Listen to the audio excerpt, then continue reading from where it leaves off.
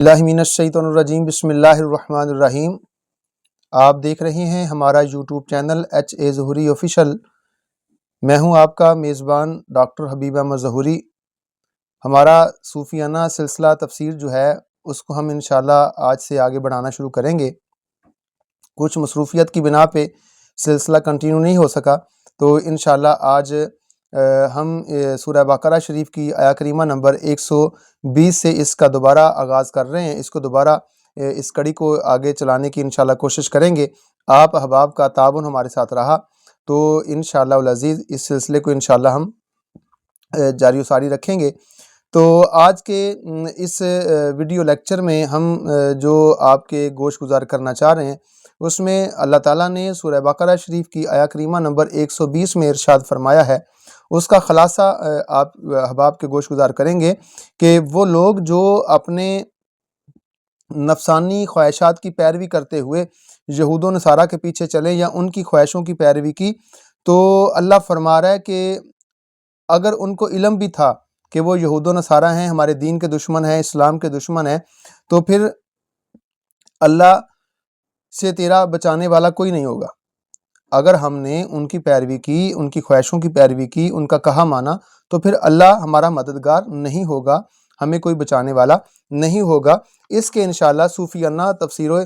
تفسیری نکات جو ہے ہم آپ کے گوش گزار کریں گے۔ اس میں دو چیزوں کا ذکر کیا گیا ہے، نمبر ایک یہود و نصارہ، اور دوسرا یہ کہ مسلمان کو روکا گیا ہے کہ ان کی پیروی نہیں کرنی، ان کی خواہشات کے پیچھے نہیں چلنا۔ تو ایسے کہہ لیں کہ نفس امارہ اور روح کا ذکر ہو رہا ہے یہاں پہ۔ نفس امارہ جو ہے وہ کافر ہے اور روح جو ہے وہ مومن ہے۔ شیطان نفس کا مددگار ہے اور روح جو ہے اس کی مددگار، اس کا وزیر جو ہے وہ ایک فرشتہ ہے مالک کی طرف سے۔ تو ضروری ہے کہ نفس کو مغلوب کرنے کے لیے، اس کو مغلوب رکھنے کے لیے اس کی ہر خواہش کو پامال کیا جائے اور اس کی پوری مخالفت کی جائے۔ اگر ہاں کوئی چاہے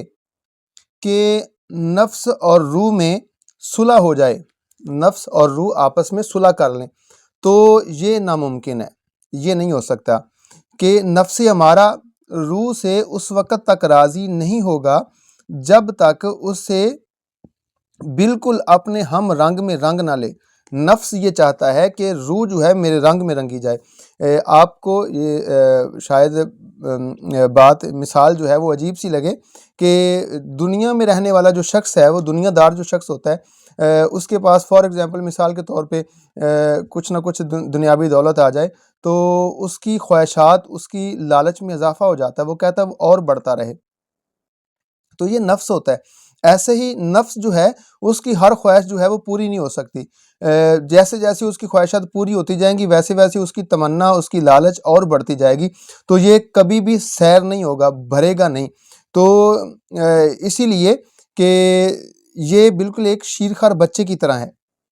جس کو ماں دودھ دیتی بھی رہے وہ ضدی بنتا جاتا ہے، تو لیکن جب اس کو ماں دودھ چھڑانے کی کوشش کرے گی تو وہ اس کے اوپر راضی نہیں ہوگا، جبرن جو ہے وہ ماں کے اوپر دودھ پینے کے لیے ماں کے ساتھ وابستہ ہوگا، مسلط ہو جائے گا۔ تو یہاں پہ جو کہا جا رہا ہے کہ اے روح، اگر تو نے علم حاصل ہونے کے باوجود نفس کی تھوڑی بھی پیروی کی تو رب کی خاطر سے جو تیرا معاون فرشتہ ہوگا نا، وہ تیرا مددگار نہیں ہوگا۔ پھر روح جو ہے وہ بھٹکتی پھرے گی پردیس میں بے یار و مددگار، اس کا کوئی جو ہے وہ ساتھی اور ہم پلہ نہیں ہوگا۔ تو یہاں پہ جو صوفیہ فرماتے ہیں کہ جو کامن ایک سوال آ رہا ہے کہ روح کی مدد کے لیے فرشتہ ہوتا ہے، تو مدد جو ہوتی ہے وہ 3 قسم کی ہوتی ہے۔ یہ یاد رکھیے گا کہ ولایت یعنی دوستی، یعنی مدد جس کو ہم کہہ رہے ہیں، ہیلپ جس کو ہم ایکسپلین کر رہے ہیں، وہ 3 طرح کی ہوتی ہے، ایک جسمانی، ایک طغیانی، اور نمبر 3 کے اوپر جو ہے وہ ایمانی ہے۔ پہلی 2 قسم کی جو دوستیاں ہیں نا، جسمانی اور طغیانی، یہ من دون اللہ ہے، یہ اللہ کی طرف سے نہیں ہے، یہ ختم ہو جانے والی ہیں۔ اور تیسری دوستی جو ہے اور ولایت یعنی کہ یہ من اللہ ہے، اللہ تعالیٰ کی طرف سے ہے۔ ایمانی دوستی جو ہے، جسمانی محبت مرتے ہی ختم ہو جائے گی۔ دیکھیں نا مثال کے طور پہ سب سے زیادہ محبت جو ہے وہ والدین کو اولاد سے ہوتی ہے اور اولاد کو اپنی والدین سے ہوتی ہے۔ تو یہاں پہ یہ فرق سمجھ لیجئے محبت اور مودت میں۔ محبت جب انسان مر گیا، فوت ہو گیا، وہی اولاد جو باپ کے بغیر نہیں رہ سکتی، بہن بھائی ایک دوسرے کے بغیر نہیں رہ سکتے، شیخ مرید کے بغیر، مرید شیخ کے بغیر نہیں رہ سکتا، تو جب وہ دنیا سے رخصت ہوتے ہیں تو چند دن کے بعد ان کا صدمہ ٹھنڈا ہوتا ہے، تو پھر ویسے ہی دنیا میں وہ زندگی بسر کرنا شروع کر دیتے ہیں، روٹین کے ساتھ جو ہے وہ ویسے ہی نظام کائنات کا چلنا شروع ہو جاتا ہے۔ تو یہاں سے پتہ چلا کہ محبت جو ہے وہ اس کے بغیر انسان زندہ رہ سکتا ہے، تو یہ ختم ہو جانے والی ہے۔ لیکن مودت جو ہے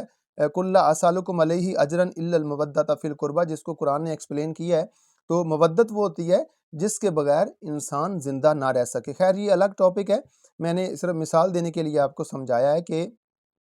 محبت جو ہے یہ ختم ہو جاتی ہے، لیکن لا یؤمن احدکم حتی اکون احب الیہ من والدہ، وہ بخاری شریف کی حدیث پاک ہے کہ انسان کو، یہاں پہ میں آپ کو یہ باور کرا دوں کہ تمام محبتوں سے بڑھ کر جو محبت ہے وہ ہماری نبی کریم صلی اللہ علیہ وآلہ وسلم کے ساتھ ہونی چاہیے، کیونکہ یہ تمام محبتیں ختم ہو جائیں گی، تمام دوستیاں ختم ہو جائیں گی، لیکن یہ محبت جو ہے یہ حشر تک ساتھ چلے گی۔ دوست احباب، بھائی بہن جو ہیں، دوست احباب جو ہیں، والدین جو ہیں، جتنا بھی قریبی ہے، کوئی قبر کے اندر رکھ کے سلیٹیں ڈال کے مٹی ڈال کے واپس آ جائے گا، لیکن وہاں پہ جو محبت شروع ہوگی آگے، وہ حضور نبی کریم صلی اللہ علیہ وآلہ وسلم کی محبت شروع ہوگی۔ تو ہمیں چاہیے کہ اپنی محبت کا مرکز اور محور جو ہے وہ حضور کی ذات کو بنا لینا چاہیے، کیونکہ ایمان کا مرکز و محور حضور کی ذات ہوگی تو انسان کامیاب ہوگا۔ تو بہرحال یہ دوسری محبت جو ہے یہ بھی موت کے بعد جو ہے وہ دشمنی میں چینج ہو جائے گی، بدل جائے گی، جس کو طغیانی کہتے ہیں، مگر تیسری محبت اور مدد جو ہے وہ ہمیشہ رہے گی، جیسے قرآن مقدس میں بھی اس کو ذکر کیا گیا ہے، الاخلاء یومئذ بعضهم لبعض عدو الا المتقین، اس کو سورہ زخرف میں بیان کیا گیا ہے کہ متقین کی محبت آخرت میں کام آئے گی، وہ بچائیں گے۔ جیسے اس کے اوپر میں ایک حدیث پاک بھی بیان کرتا چلوں کہ بخاری شریف میں ہے کہ وہ بندے جب جن کو اللہ تعالیٰ فرمائے گا کہ ان کو دوزخ میں لے جاؤ، جن کو جنت میں لے جانا ہے وہ اس کو جنت میں لے جایا جائے گا، تو وہ بندہ کہے گا یا اللہ میں نے تیرے فلاں بندے کو پانی پلایا تھا، فلاں کو کھانا کھلایا تھا، تو اس بندے کی محبت میں، اللہ کی محبت میں جب دنیا میں کوئی کھانا پیش کیا گیا ہوگا تو اللہ فرمائے گا اسی کی وجہ سے اس کو جنت میں لے جاؤ کہ اس نے میرے بندے کے ساتھ محبت کی تھی۔ پتہ چلا دنیا کی محبت ختم ہو جائے گی، طغیانی ختم ہو جائے گی، جسمانی محبت ختم ہو جائے گی، لیکن یہ جو ایمانی محبت ہے نا، الحب للہ والبغض للہ، یہ آخر تک چلے گی، یہ بالکل آخر تک چلے گی۔ تو اس میں یہ نقصان کوئی نہیں ہوگا، قیامت میں من دون اللہ ہرگز کام نہیں آئیں گے، جو اللہ کے علاوہ ہیں وہ کوئی کام نہیں آئے گا، لیکن جو اللہ کے ولی ہیں وہ ہمیں نہ دنیا میں نقصان دیں گے نہ آخرت میں نقصان دیں گے، بلکہ ان کے ساتھ فائدہ ہی فائدہ ہے۔ تو ان کو قبر حشر میں اللہ تعالیٰ ان کی وجہ سے، ان کے وسیلے کی وجہ سے، ان کی دعاؤں کی وجہ سے، ان کی جو خدمت کی ہے ہم نے دنیا میں، اس کی وجہ سے جو ہے اللہ تعالیٰ ہمیں نجات عطا فرما دے گا۔ تو کہنے کا مقصد یہ ہے کہ ہم نے ان کے ساتھ تعلق رکھنا کیوں ہے؟ اب یہ سوال پیدا ہوتا ہے کہ ہم نے ان اولیاء اللہ سے محبت رکھنی کیوں ہے، ان کے نقش قدم پہ کیوں چلنا ہے؟ کیونکہ انہوں نے وہ کام کیے ہوتے ہیں جن کی وجہ سے اللہ ان کے قریب ہو جاتا ہے۔ جیسے حضرت امام احمد بن حنبل کے پاس ایک آدمی آیا، اس نے آ کے عرض کیا حضور مجھے رب سے کوئی کام پڑ گیا ہے، جیسے غالباً یہ میں نے کسی ٹاپک میں اور بھی یہ بات عرض کی تھی ایسے، لیکن پھر موقع کی مناسبت سے میں آپ کو عرض کر دیتا ہوں۔ تو آپ نے اس کو فرمایا کہ بات یہ ہے کہ جیسے میں رب کو مانتا ہوں ویسے تو بھی مانتا ہے، جتنا میرا رب ہے اتنا تیرا رب ہے، جتنا میرے حبل الورید ہے اتنا تیرے بھی حبل الورید ہے، تو خود جو ہے مالک کو بات سنا دے۔ تو عرض کرنے لگا حضور بات رب کو سنانے کی نہیں ہے، سنتا تو سب کی ہے لیکن مانتا اسی کی ہے جو اس کی مانتا ہے۔ تو حضور آپ نے کبھی اللہ کی بات کو ٹھکرایا نہیں ہے، اس کی بات نہیں موڑی، وہ آپ کی نہیں موڑے گا۔ تو بات رب کو سنانے کی نہیں ہے، منوانے کی ہے، تو مانتا اسی کی ہے جو اس کی مانتا ہوگا۔ تو یہاں پہ پتہ چلا کہ جو من دون اللہ کی محبتیں ہیں، وہ شیطان کی محبتیں جو ہیں وہ آخرت میں بھی کام نہیں دیں گی، دنیا میں بھی کام نہیں دیں گی۔ اگرچہ جو اپنا ظاہری دوست بن بھی جائیں گے، اگر وہ ہمارے جو شیطان کے اپنا پیروکار ہیں، جو شیطان سے محبت رکھنے والے ہیں، وہ ہمارے اگر ظاہری طور پہ دوست بن بھی جائیں گے، مگر موت کے بعد وہ ہمارے دشمن ہو جائیں گے۔ اور اگر تم مومن رہے تو تمہارے ولی جو ہے وہ اللہ کے ولی ہوں گے، نہ کہ یہ تمہارے کام آئیں گے۔ تو پتہ چلا اللہ تعالیٰ کے ولی جو ہیں من اللہ، جو ہیں جو ایمانی محبت رکھنے والے ہیں، ان سے ہمارا وابستہ ہونا ضروری ہے، کیونکہ ان کی محبت دنیا میں بھی کام آئے گی اور آخرت میں بھی کام آئے گی، کیونکہ یہ ہمارے لیے رہبر ہیں، رہنما ہیں۔ انہوں نے وہ کام کیے ہوتے ہیں جن کی وجہ سے اللہ ان سے راضی ہو جاتا ہے۔ تو ہم ان کے پاس اس لیے جاتے ہیں، ان کے پاس اس لیے بیعت کرتے ہیں کہ ہمیں وہ کام معلوم ہو جائیں، وہ پتہ چل جائے کہ انہوں نے کیسے نوافل پڑھے ہیں، کیسے ذکر کیا ہے، کیسے رب کو راضی کیا ہے، کیسے راتوں کو جاگ جاگ کر مال کے کائنات کو مناتے رہے ہیں۔ تو جب اللہ ان کے اس کام کی وجہ سے راضی ان سے ہو جاتا ہے، تو پھر ہم بھی ان سے وہ کام جو ہے وہ سیکھتے ہیں۔ تو مالک کی بارگاہ میں دعا کرتے ہیں کہ اللہ تعالیٰ ہمیں من دون اللہ سے بچ کر زندگی بسر کرنے کی توفیق عطا فرمائے، اور جو